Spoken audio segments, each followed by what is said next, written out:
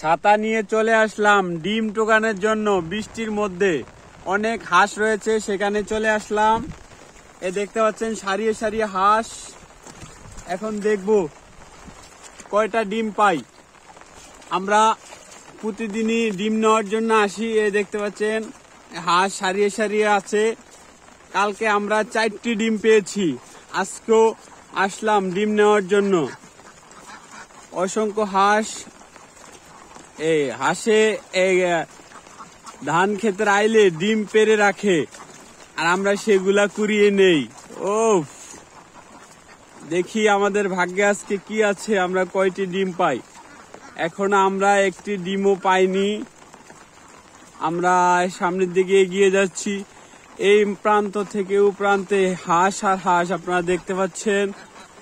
দেখি এই হাঁসগুলা ধান ক্ষেতের মধ্যে ছেড়ে দেওয়া হয়েছে। কিছুদিন আগে এখান থেকে ধান কেটে নিয়ে গিয়েছিল, এখন এখানে হাঁসগুলা ছেড়ে দিয়েছে। কিছুদিন পরে এখানে আবার ধান রোপণ করা হবে। এখনো কিন্তু আমরা ডিম পাইনি, সামনে পাওয়ার সম্ভাবনা আছে। সামনে অসংখ্য হাঁস রয়েছে, অসংখ্য হাঁস রয়েছে সামনে। সামনে পাবো আশা করা যায়।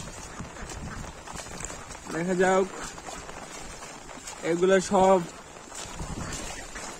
ভালো জাতের হাঁস। আমরা একটুর জন্য পরে যাইতে লইছিলাম। আমরা কি আজকে একটি ডিমও পাবো না? কালকে 4টি ডিম পেয়েছি, আজকে কি পাবো না? আজকেও পাবো আশা করি। আয় হায়, আসে তো আজকে ডিম পারে নাই। দর্শক, আজকে আমরা পুরাই লস আমাদের। আজকে বৃষ্টির মধ্যে ভিজে ভিজে চলে আসলাম, কিন্তু একটি ডিমও পাইনি আমরা।